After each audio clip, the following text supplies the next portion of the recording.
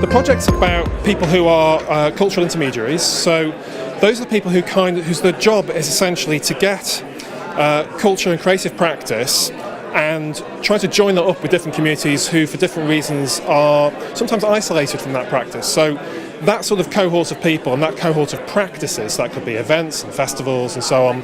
We're kind of studying that set of practices and seeing how they might be improved or work better, as well as thinking about the ways that they've been impacted by the changes in funding over the last few years and government policies such as the issues around big society, because this idea of getting people engaged in these kind of practices very much fits with those kinds of policy structures. Okay.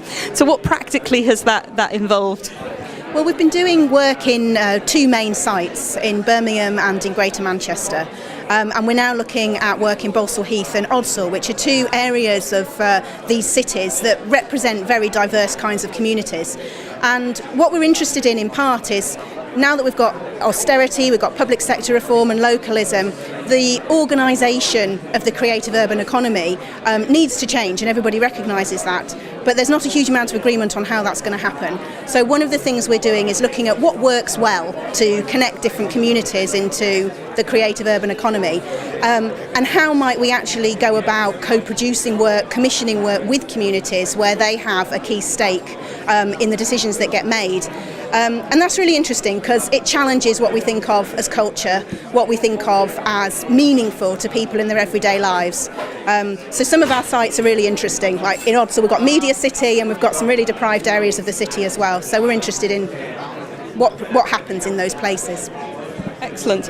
And I've got a question here about how culture is being used as a policy tool in that context of austerity. Is that something you've been exploring? Yeah, I mean that's something which is really interesting, because there's a real sense that culture has an important role to play we're in an ideal city here in Cardiff, where you've got post-industrial decline and deprivation. The creative economy is seen as a way of solving those economic problems. But the ways of getting people engaged with that economy, with that kind of creative practice, are really being cut by the fact that we're getting a lot of cuts to small arts budgets over the last sort of 4 years or so. So there's a bit of a tension in policy terms between we're talking a good game about we want to get people engaged in the creative economy because that's the solution to economic problems in Britain, and then a policy practice which is sort of really excluding people from creative economic activity. So we're sort of unravelling that tension.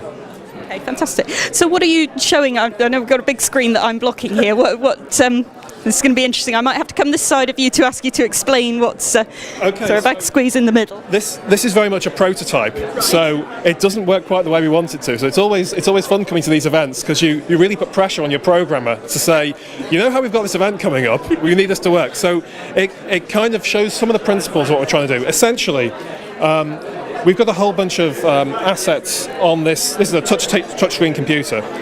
And there's a database underneath it with different photographs which have different tags related to them. So you can start to explore some of the materials we've gathered on the project. So the idea is that you pick a tag, and other things which are related to that object start to come to the surface of this creative pool, as it's called. Now, it doesn't quite work yet, so things aren't gathering towards it, but you can expand the objects out, and they have an information bar in there, so you can then find out more information about the object, and more things related to that object will then start clustering toward it. So you can start to explore some of the materials that we've gathered as part of the research project. So it's quite exciting, quite fun. And the idea is at the end of the project, we'll take the source code for this, and we'll just give it away to anybody who has a database of images and interesting information and wants to give people a fun and quirky and creative way of exploring those materials without just necessarily going to a catalogue and saying, I want just 19th century maps or similar. Fantastic. So if you are in Cardiff or you're at the event over in Motorpoint and you want to come down and explore and have a play with this, then do that. I had one last question just before we need to wrap up and head back upstairs for our next breakout session, which was to do with the kinds of culture that matter in different communities, which is a little bit on what you were talking about earlier. Well, I think that's really interesting because you've sort of got these iconic cultural developments like Media City or the Imperial War Museum or Birmingham Hippodrome. And these are really important parts of the cultural infrastructure of cities. Over the last few years and decades, we've seen how cities have invested in their cultural infrastructure. But as we are moving to different ways of organising and steering culture, we need to ask ourselves not just how do we engage people in participating in those kinds of cultural activities, but how can we support them to develop activities that are meaningful to them?